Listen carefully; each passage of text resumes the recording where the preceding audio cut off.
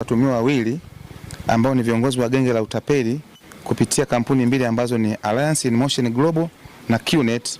ambao ni Jackson Kalu miaka 26 mjasiriamali, huyu ni mwenyeji wa Bahi mkoa wa Dodoma,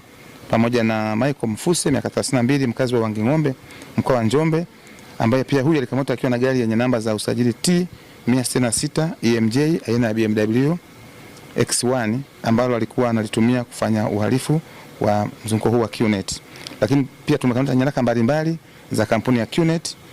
lakini pia tumefanikiwa kuwapata wahanga kwa matukio haya ambayo walikuwa wanatapeliwa, ambao ni 75, kati yao wanawake 36 na wanaume ni 39. Aidha, viongozi wa mtandao huu wa uhalifu wamekuwa wakiwalaghai wahanga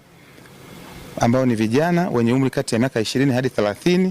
kutoka mikoa mbalimbali nchini Tanzania kwa kuwakusanya kwenye nyumba tofauti zilizopo maeneo ya zizi la ng'ombe